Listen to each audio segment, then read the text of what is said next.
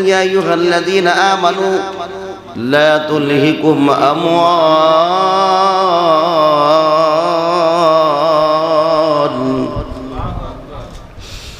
يا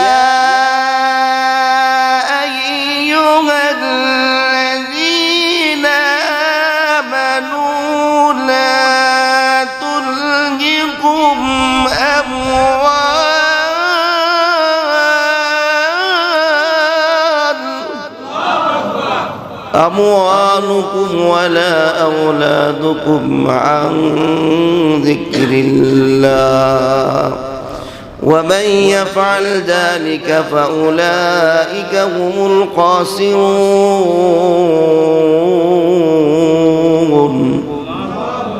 আল্লাহ বলেন দুনিয়ার জমিনে ঈমানদাররা তোমরা দুনিয়ার সম্পদ টাকা পয়সা ক্ষমতার মোহে পড়ে স্ত্রী সন্তানদের মহব্বতে পড়ে আমি আল্লাহকে ভুলিয়া যাইও না তাহলে দুনিয়া তো ক্ষতিগ্রস্ত হইবা পরকালে কিন্তু নাজাতের কোনো ব্যবস্থা নাই কারণ আল্লাহর চেয়ে আপন কেউ কথা কইন আছে দুনিয়ার জমিনে বিপদ পড়লে আত্মীয় স্বজন গুলো জাপায় বলে মা বাবা সন্তানকে হেফাজত করার জন্য মুক্তি দেওয়ার জন্য জান প্রাণ বাজি রেখে চেষ্টা করে কিন্তু এমন এক সময় আসবে আল্লাহ জানাই দিলেন এমন এক সময় প্রত্যেকটা মানুষের বেলা আসবে যেই সময়টা নিজের ছেলে বাবারে চিনবে না নিজের মা সন্তান পরিচয় দেবে না নিজের প্রাণ প্রিয় স্ত্রী যার জন্য 60 বছর 50 বছর বিবির সাথে কাটাইছেন বিবির হাসির জন্য সব বিসর্জন দিয়ে দিলেন এই বিবি বলবে আমার তো বিয়েই হয় নাউজুবিল্লাহ কইলেন ভাইরা আমার তো ওই করুণ সময়ের ভিতরে আল্লাহ বলবেন এই এদিকে শোনো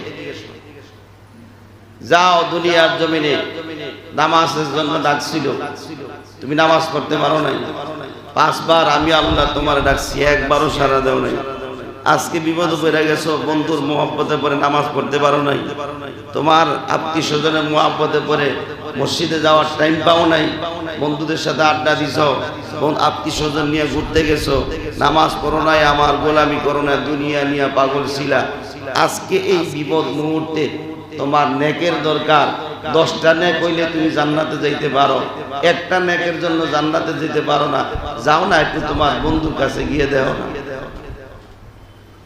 তো আল্লাহ বলবেন যাইতে যাইতে চাইতো না কারণ এই বলবো আল্লাহ জামু কেমনে আপনি কমার আগেই তো ঘুরেছি কেউ কাউরে চিনে না মায় কইছে আমার মার বেলে বিয়েই হয়নি তা আমি আইলাম বাবার কাছে যাওয়ার পর বাবা বলবে দুনিয়ার জমিনে আমি তো বিয়েও করি নাই আমার সন্তান থেকে হলো সবাই ভেগে যাবে সবাই সবার থেকে আলাদা হয়ে যাবে কেউ থাকবে না কেউ কারো পরিচয় দিবে না সব মানুষ সবার থেকে ভাগবি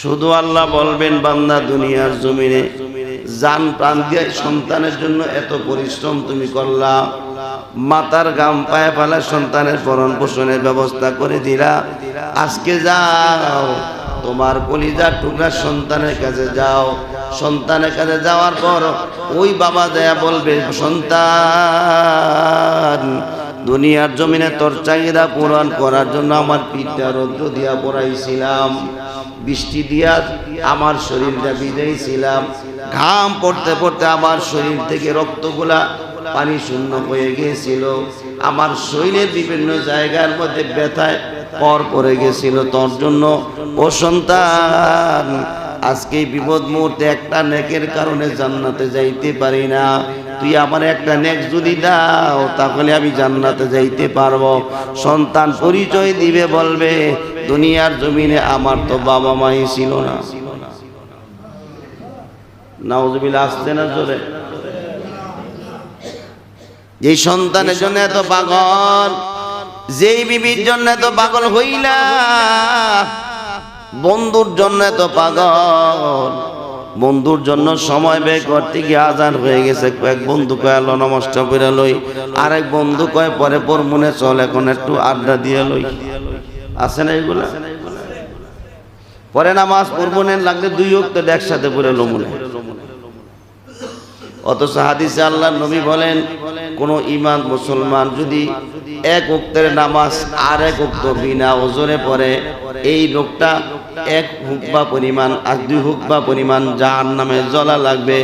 অর্থাৎ 2,88,00,000 বছর জাহান্নামে জ্বলবে 2 ওয়াক্তের নামাজ শরীয়তের ওজর ব্যতীত পড়ার কারণে। জোরে কোন নাউজুবিল্লাহ।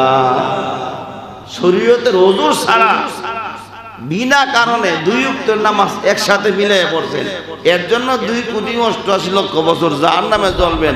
না পড়লে কি ওয়াজ মাহফিল সব জায়গায় হয়। জুমার দিন ইমাম সাহেব, প্রদীপ সাহেব জুমার বয়ের মানুষকে অনেক বুঝায়। যতই বুঝাক না কেন, ওই যে আল্লাহ বলছে উলাইকা কাল আনআমি বাল হুম আদল, এরা চতুষ্পদ জানোয়ারের চেয়েও খারাপ। এমন মানুষকে যতই আপনি বুঝাবেন, যতই জাহান্নামের ভয় দেখাইবা, যতই আল্লাহর জান্নাতের সুসংবাদ দিবা, এদেরকে বুঝাইয়া পারবা না। তারা নিজেরা যা বুঝছে ওই বোঝার উপরেই থাকবে। আছে না নাই? বিচার মানে সব ঠিক আছে, যতই বুঝাইবেন কোনো লাভ নাই। আমি ঠিক আছে, নামাজ পড়বো, নামাজ পড়ুন লাগবো, কিন্তু আসলে মসজিদে খুঁজাও পাওয়া যায়। আছে না নাই? আমি বলে তুমি যত বড় পীরের কাছে মুরিদ হও না কেন, যত বড় মুফতি সাহেব হও না কেন, নামাজ ব্যতীত জান্নাতে যাওয়ার মতো গ্যারান্টি কেউ দিতে পারবে না। নামাজ ছাড়া জান্নাতও যেতে পারবে না। আল্লাহ নবী মৃত্যুর আগ মুহূর্ত পর্যন্ত বলছে, আমার উম্মতদেরকে বলছেন, আমার উম্মতেরা সালাত সালাত, নামাজ নামাজ বলে আল্লাহ নবী কান্না করছে। আর বলছে জান্নাতে যাইতে গেলে, আল্লাহর সাথে যদি দিদার করতে চাও, নামাজ ছাড়া দ্বিতীয় আর কোনো বিকল্প কোনো ইবাদত নাই। জোরে কোন সুবহানাল্লাহ। এমন নামাজ আমরা শুক্রবারে পড়ি। কিবারে পড়ে? শুক্রবারে পড়ে, শুক্রবারে। আর বাকি 5 ওয়াক্ত নামাজ হেগলেগা মাপ। আছেন এরকম মুসল্লি? মুসল্লি তো অনেক ধরনের আছে। রাগ করবেন কইলে কথা, রাগ করবেন বললে সত্যটা তো বলাই লাগবে, নাকি? না বললে বুঝবেন করতে। সত্য কইলেও অনেক দোষ, যাই মুখ কই। মুসল্লি অনেক ধরনের। কয় ধরনের? অনেক ধরনের। 1 নাম্বার মুসল্লির নাম হলো শুকুর আলী মুসল্লি। কি মুসল্লি? আবার কেউ কইতারে যে হুজুর আমরা শুক্রবার আই দেখি, এটা হুজুর আমগো কইলো। হ্যাঁ, এই শুকুর আলী মুসল্লি এরা চিন্তা করে সারা সপ্তাহে নামাজ পড়তে পারি নাই, শুক্রবারে যদি না যাই বাড়ির মানুষও খারাপ কইব, বন্ধু বান্ধবরাও খারাপ কইব, না গেলে কেমনে? 15 মায়ে 2 রাকাত পড়া আস্তে করে চলে যায়। আছে না নাই? এই মুসল্লিদেরকে শুকুর আলী মুসল্লি কয়। কি কয়? শুকুর আলী মুসল্লি। আরেক ধরনের মুসল্লি আছে, এরা হলো বরকত আলী। কি আলী? বরকত আলী মুসল্লি। এরা চিন্তা করে সারা বছর, সারা সপ্তাহ যায়, সারা মাস যায়, সারা বছর চলে যায়, নামাজ পড়তারই না। হুজুররা কয় সবে বরাতের রাত্রিতে নামাজ পড়লে সারা রাত্র নফল ইবাদতের সওয়াব। এই রাতে আল্লাহ অনেক দোয়া কবুল করেন, অনেক কিছু দান করেন। এই রাতে গোসল করলে প্রত্যেক ফোঁটায় ফোঁটায় ফেরেশতা জন্মায়। এমন ওয়াজ শুনার পরে লোকটা চিন্তা করে সারা 7 বছর তো ফাওই গেল, সবে বরাতের রাত্রিটা কমসে কম এশা নামাজটা পড়েই 2-4 রাকাত 250 রাকাত নফল নামাজ পড়াই ফজর নামাজ পড়তালে পড়বো, না বললে নাই মিষ্টি বা জিলাপি বা বিরিয়ানির প্যাকেটটা লই। আছে না এমন মুসল্লি? এখন নাই, আগে আসি লেগে জিলাপি আর মিষ্টি কোন সময়? হুজুর দোয়া করেন না, 12টা বাজতেছে তো, দোয়া করেন। হুজুরও চিন্তা করে মুসল্লি আর আটকে রেখে লাভ কি? বিরিয়ানির পাগল জন হয়েছে, জিলাপিও দিকটা কোথায় যেতেছে তা হুজুরে দোয়া করে দেয় জিলাপি লই দৌড় আর ফজর নামাজের লোক খবর নাই এর কিচ্ছু নাই শেষ এই মুসল্লি শুধু শবে বরাতের দিনে এই মুসল্লির নাম হলো বরকত আলী কি আলী মনে থাকবো নি আপনার তারপরে আরেক মুসল্লি আছে কদর আলী কি আলী কদর আলী হেতুনে চিন্তা করে কি জানেন হেতুনে চিন্তা করে শবে বরাতও বললাম না জুমাও পড়ি না 5 ওয়াক্ত নামাজও পড়ি না রমজানের রোজাও রাখলাম না রমজান মাসটা এমনি যাইতেছে হুজুরা কইছে শবে কদরের ইবাদত করলে সারা রাত ইবাদতের সওয়াব দিব আরেক হাদিস আল্লাহর নবী বলে মান কামা রমাদানা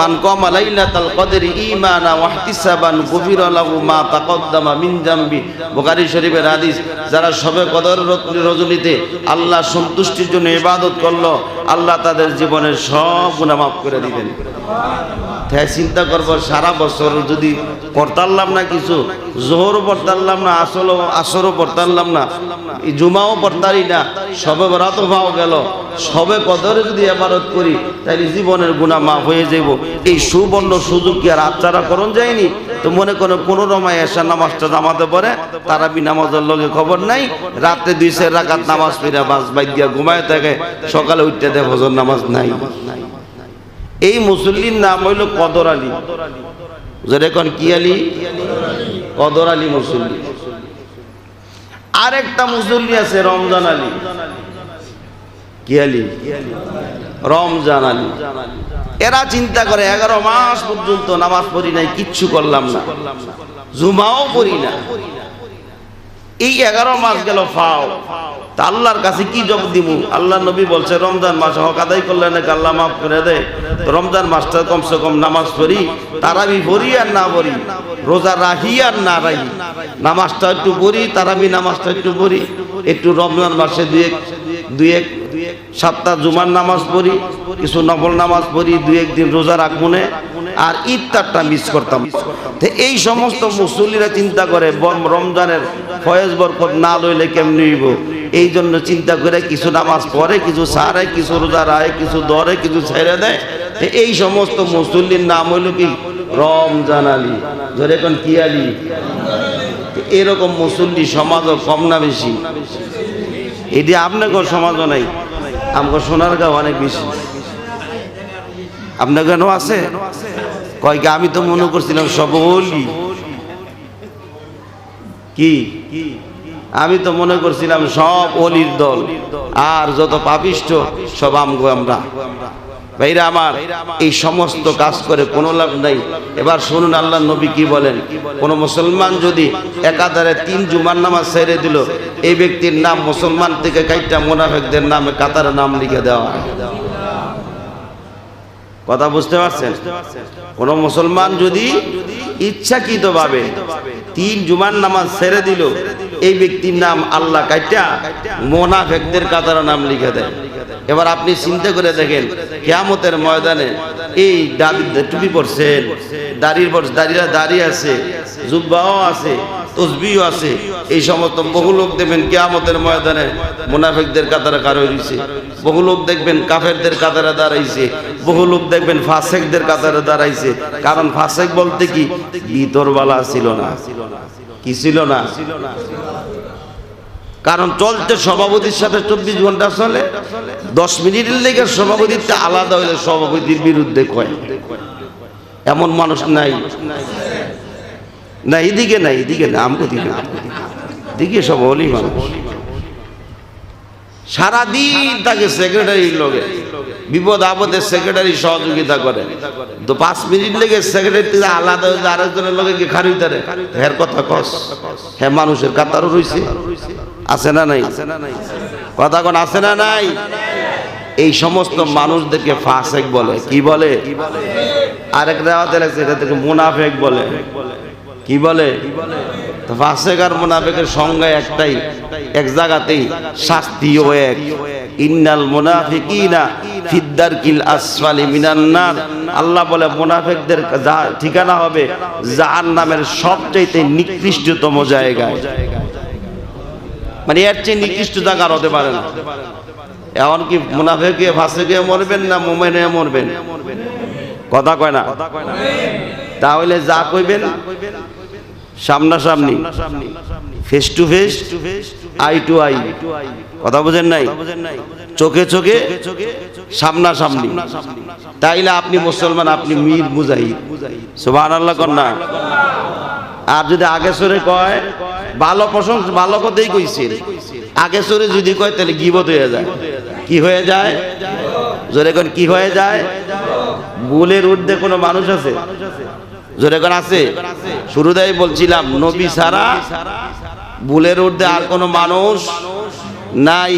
নবীদের কোনো ভুল নাই, কারণ নবীদেরকে সরাসরি পরিচালনা করছেন আল্লাহ নিজে। সুবহানাল্লাহ কোন? এই জন্য নবীদের কোনো ভুল নাই, কিন্তু ভুল আমাদের আছে। আছে না নাই? আমরা একটা করতে গিয়ে আরেকটা হয়ে যায়। এরকম হয় না? চিন্তা করছেন একটা কাজ করবেন, কিন্তু হয়ে গেছে আরেকটা। ঠিক বলেন নাই? একটা কাজ বা একটা বিল্ডিং বানাবেন, চিন্তা করে বিল্ডিং এর পজিশন এইভাবে করে দোকানপাট বানাবো, এটা মানে বিল্ডিং বানানোর পরে হয়েছে আরেকটা। ঠিক কিনা জোরে কর? তা ভুল তো মানুষেরই হয়, ভুল হয় না কার? জোরে কোন কার হয় না? শয়তানের। যার ভুল হবে না মনে করবে না শয়তান। জোরে কোন কি? শয়তান। আমার কথা না, একমাত্র শয়তানের ভুল হইতো না। মানুষ বলতেই ভুল হবেই, সে ওলি হোক, সে বড় বুজুর্গ হোক, সে বড় মুফতি সাহেব হোক, কারণ যে যত বড় তার কাছে শয়তান যাবে তত বড়। কথা কয় না? ডাক্তারের কাছে ধোকা, ডাক্তারের কাছে যাইব শয়তান, ডাক্তার সাহায্যে গিয়ে ধোকা দিবে। মুফতি সাহেব, আমি মুফতি সাহেব, আমার কাছে ধোকা দিতে গেলে মুফতি হয়ে আই আমারও ধোকা দেওয়া লাগবে। কথা বুঝতে পারছেন? মাওলানা সাহেবের ধোকা দিতে গেলে শয়তান ধোকা মাওলানা হইয়া ধোকা দিতে। তো এই শয়তান মাওলানাও আছে, মুফতি সাহেবও আছে, ইঞ্জিনিয়ার আছে, ডক্টর আছে, পিএইচডি করাও আছে, বৈজ্ঞানিক আছে, পিএইচডি করা, ডক্টরেট পাস করা এটিও আছে। যে যেই কোয়ালিটির তার ওইভাবে ধোকা দেওয়ার জন্য শয়তান ওই কোয়ালিটিতেই যায়। কথা বুঝতে পারছেন ভাইরা আমার? এই জন্য বলতে চাই, ভুলের ঊর্ধ্বে কোনো মানুষ নাই। যদি মনে করেন আমার ভুল হইতেছে, আল্লাহ মাফ করবো না, নিজের সংশোধনের আর চিন্তা করলেন না, তাইলে আপনি কিন্তু উলাইকা কালা নাম, ওই যে চতুষ্পদ জানোয়ার, ওই জানোয়ারের কাতারেই আপনি রয়ে গেলেন। কথা বুঝতে পারছেন? রাসূলের সাহাবী হযরত আবু বকর সিদ্দিক রাদিয়াল্লাহু তাআলা আনহু গেলেন নবীর দরবারে। আল্লাহর নবী জুমার বয়ানের পরে একদিন মাগরিবের পর আল্লাহ রাসূল বয়ান করতেছিলেন। সাহাবায়ে কেরাম নবীর জবান থেকে বয়ান শুনে মাটির সাথে গড়াগড়ি করে কাঁদতেছে। জাহান্নামের কথা শুনেন, জাহান্নামের ভয়াবহ কথা শুনে সাহাবায়ে কেরাম মাটির সাথে গড়াগড়ি করে কান্না শুরু করে দিল। জাহান্নামের ভয়, জাহান্নামের সাপ বিচ্ছু কামড়াবে, জাহান্নামের আগুন দিয়ে পোড়াবে। আল্লাহর নবী বর্ণনা করতে যাওয়ার পর যত সাহাবায়ে কেরাম ছিল সব সাহাবায়ে কেরাম মাটির সাথে গড়াগড়ি করে কান্না শুরু করে দিলেন। কাঁদতে কাঁদতে অস্থির হয়ে যায়। যখন আল্লাহর নবী বয়ান শেষ করলেন, সাহাবায়ে কেরাম বাড়ি চলে আসলেন। কিন্তু একটু আগে যে মাটির সাথে গড়াগড়ি করে কাঁদল, বাড়ি আসার পর আর এখন চোখের মধ্যে কোনো বাড়ি নাই, কারণ দুনিয়ার কথা ঢুকে গেছে। দুনিয়া ঢুকে গেছে, কারণ পয়সা পরে বোর দেখছে, ভোলা ভাইনের কথা শুনছে, সংসার কেমনে চালাইবো এই ব্যাপারে আলোচনা করতে গিয়ে এখন যে কানতে কানতে যে মসজিদের নবী যে বাসায় থুয়েছে ওই দিকে কোনো খেয়াল নাই, ওই কথা বুঝতেই গেছে। এখন বাড়িতে আসার পরে দুনিয়া নিয়ে ব্যস্ত। হঠাৎ করে মনে হয়েছে আর একটু আগে নবীর সামনে ছিলাম, কি পরকালের কথা মনে হইতে গিয়ে কানতে কানতে আমি শেষ। এখন ঘরে আইসা পরকাল ভুলে গেছি, আমি তো মুনাফেক হয়ে গেছি। কি হয়ে গেছি? মুনাফেক হয়ে গেছি। দিশে করতে দৌড় আল্লাহর নবীর দরবারে যাবে, অমনি রাস্তার দিকে দেখালো ওমরের লগে, কিরে ওমর দৌড় আজকে, এই ঘটনা আমারও তো এই অসুবিধা। আর একটু সামনে যাওয়ার পরে ওসমান, আলী সব সাহাবায়ে কেরাম নবীর বাইর দিকে দৌড় শুরু করছে। ইয়া রাসূলুল্লাহ, আপনার সামনে আসছে পরকালের কথা, জান্নাত জাহান্নামের কথা শুনে আল্লাহর কথা মনে হয়ে যায়, আমরা আল্লাহকে ভুলতে পারি না, কিন্তু ঘরে যাওয়ার পরে তখন আর এইতো মনে থাকে না, দুনিয়ার কথা ব্যস্ত হয়ে যাই, দুনিয়ার মুহাব্বত আমাদের ভিতরে ঢুকে যায়, আমরা তো মুনাফিক। আল্লাহর নবী জবাব দিলেন, তোমরা আমার সামনে থাকার পরে এই হালত যদি তোমাদের 24 ঘন্টা থাকে, তোমরা তো গুনাহ করতে পারবে না, গুনাহ করবা না, তখন তোমরা দুনিয়ার মানুষের মতো থাকবে না, তখন তোমাদের তুল্য হয়ে যাবে ফেরেশতা থেকে আরো দামি। জোরে কন্যা সুবহানাল্লাহ। আল্লাহ নবী বলেন, তখন ফেরেশতারা জমিনে আইসা তোমার সাথে কোলাকুলি করবে, মুসাফা করবে, তুমি ফেরেশতা দেখবা সরাসরি। সুবহানাল্লাহ। কোন মানুষ গুনাহ ছাড়া চলতে পারে না, অন্যায় করা ছাড়া মানুষ চলতে পারে না, ইচ্ছাই হোক আর অনিচ্ছাই হোক ভুল হবেই হবে, ঠিক কিনা ধরে কন। বর্তমান এমন একটা সময় চলতেছি, যেই সময়টা মানুষ না চাইলেও গুনার কাজ হয়ে যায়, ঠিক বলি নাই? একসাথে বসে চার দোকানে গেছেন, চা খাবেন, আগে চলতেছে মানুষের গীবত শেখায়েত, আপনি ওই জায়গায় গিয়া চার দোকানে বসেন, চা খাবেন, খেয়ে চলে আসবেন, কিন্তু তাদের কথার মধ্যে পরে আপনিও দুই একটা কথা বইলা বালাইছেন, আছে না নাই? এটা অনিচ্ছাকৃতভাবে গুনাহ কাজ করতে চান না, কিন্তু হয়ে গেল, ঠিক কিনা ধরে এখন। চার দোকানে টেলিভিশন আছে না নাই? আপনার কি আছে? চার দোকানে টিভি ফিট করে, বিশাল বড় টেলিভিশন। এই টেলিভিশন লাগাইয়া আমগো মুরব্বী কিছু ব্যবসা ছাড়া আছে, চার দোকানে বই এক কাপ 5 টাকা এক কাপ চা লইয়া খাইতে খাইতে চা ঠান্ডা হইয়া বরফ জমিয়া গিজে হইব, খাওয়ার পরে যেটা হয় হিলা হয়ে জায়গা মশা মাছি শুদ্ধা বয়, এ চা তুই ওই টিভি দিছে। কথা কর নাই? কিছু লোক যায় টেলিভিশন দেখতে, আবার কিছু লোক যা চাটা খেয়ে চলে আসবো, কিন্তু দৃষ্টি টেলিভিশনে গেছে, গুনাহ হয়ে গেছে, ঠিক কিনা ধরে কন। যে ব্যবসার মধ্যে টেলিভিশন থাকবে, কথা বুঝছেন, মুদি দোকান হোক, চার দোকান হোক, হোটেল হোক, রেস্তোরাঁ হোক, যেই যাই হোক, টেলিভিশন যদি থাকে, ওই ব্যবসা কিন্তু হারাম হয়ে যাবে। কি হয়ে যাবে? হারাম হয়ে যাবে, হারাম। সারাদিন টেলিভিশন দেয়া এক কাপ চা বেচা লাভ কি? যেই চার মধ্যে কোনো বরকত থাকতো না, কথা কয় না, কারণ এই ব্যবসায় কোনো বরকত নাই। এই জন্য বলবো, যারা চার দোকানি, যারা মুদি দোকানে, যেই দোকানে টেলিভিশন রাখেন, আল্লাহর হস্তে হাত পাও ধরে কই টেলিভিশনটা আজকেই বার করে দেন, তাইলে দেখবেন আপনার বেচা কিনার মধ্যে যদিও কম বেচবেন, বেচা কিনার মধ্যে বরকত হবে। সুবহানাল্লাহ কয় না দি? যেই ঘরের মধ্যে টেলিভিশন থাকবে, যেই ঘরে কি থাকবে? টেলিভিশন থাকবে, ওই ঘরে রহমত বরকতের ফেরেশতা উঠে যাবে, চলে যাবে। এই ঘরে রহমত থাকবে না, মুসিবত বিপদ আপদ আসতেই থাকবে। নাউজুবিল্লাহ কইলেন না দি? পারবেন দু একজন মানুষ মধ্যে বুঝাই কেউ থাকলে কন্যা যে হুজুর আমার ঘরে টেলিভিশন আছে 120 ইঞ্চি, আমি আজকেই এটা করতে বাইর করবো, পারবেন কেউ? পারতেন না, এই হিম্মত নাই, কারণ ভোলার লোক পারতেন না, ভোলে আপনারা করতে বার করে দিব, ঠিক বলি নাই? এত শখের পোলা, এই পোলা 120 ইঞ্চি টেলিভিশন লাগাইছে ঘরের ভিতরে, এই পোলা আপনাকে সহ নিয়ে জাহান্নামে রওনা করছে, ঠিক কিনা ধরে কর? কি লাভ হবে? এমন তো হতে পারেন নাই আপনি, এমন বাবা তো হতে পারলেন না যে আমার ঘরে যতদিন আল্লাহ আমার দুনিয়াত রাখবে আমার ঘরে টিভি জায়গা দেওয়া হবে না। পারবেন? এমন মুসলমান কেউ আছেন? নাই তো। তাইলে চিন্তা করেন, আল্লাহ নবী আল্লাহ বলছেন কুয়াং মুসাকুম আলাইকুম নার, নিজে জাহান্নাম থেকে বাঁচো, পরিবারের জাহান্নাম থেকে বাঁচাও, নিজেই তো জাহান্নামে পড়ে রইছে, বাঁচামু কেমনে? কথা কয় না, ঠিক বলি নাই? এজন্য আসুন ভাইরা আমার, আল্লাহর কাছে ক্ষমা চাই, তওবা করি, আল্লাহ আমাদেরকে ঈমানকে মজবুত করুক, বাড়ি ঘরে বাহিরে সব জায়গা থেকে গুনাহকে ছেড়ে চলার তৌফিক দান করুন, সবাই করে আমিন। কারণ গুনাহ করলে আল্লাহ রাগ হয়ে যান, গুনাহের কারণে আল্লাহ আযাব গজব দেন, গুনাহের কারণে আপনার সংসারে অভাব অনটন মুসিবত বেশি করে পড়বে, গুনাহের কারণে আল্লাহর সাথে আপনার সম্পর্ক নষ্ট হয়ে দূরত্ব তৈরি হয়ে যায়।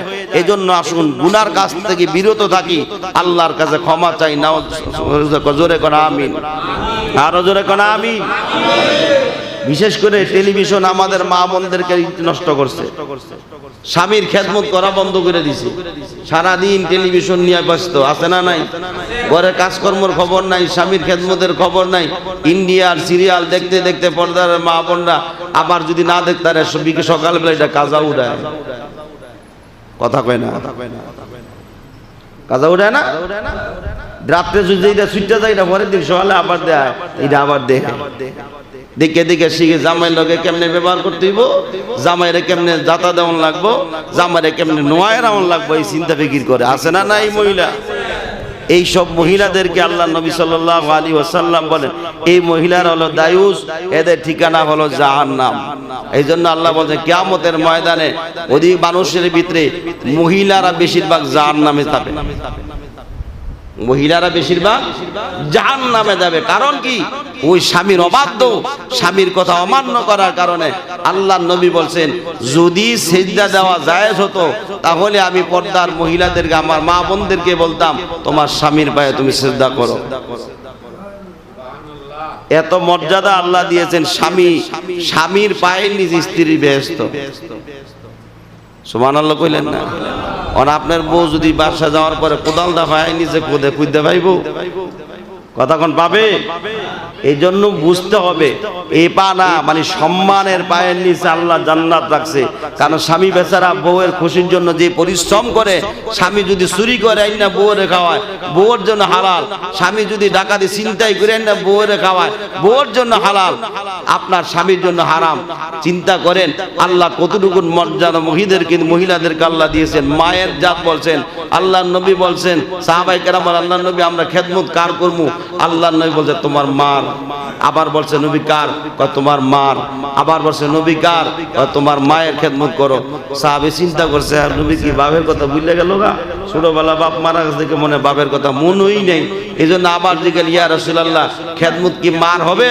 আল্লাহর নবী বলে তোমার বাপের খেদমত করো। সুবহানাল্লাহ কন্যা তিনবার মার কথা কইছে, একবার বাপের কথা কইছে। ভাইরা আমার, মহিলাদেরকে সম্মান আল্লাহ দিয়েছেন, নবী দিয়েছেন। এই সম্মান যদি তারা ঠিক না রাখে এরা দুনিয়াতেও ধ্বংস, পরকালেও ধ্বংস হয়ে যাবে। জোরে কোন নাউযুবিল্লাহি মিন জালিক। আমার কথায় কি কষ্ট পাবেন না? কারণ মানুষ ভুল করতেই পারে, অন্যায় করতেই পারে, গুনাহ করতেই পারে, গুনাহ ছাড়া মানুষ চলতে পারে না। এগুলা গুনাহ থেকে বিরত না থাকলে, নিজের যদি সংশোধন না করি তাহলে কিন্তু ওই চতুষ্পদ জানোয়ার হয়ে কিন্তু কবরে যাওয়া লাগবে। আল্লাহ আমাদেরকে এই সকল জিনিস থেকে হেফাজত করে সবাই কোন আমিন।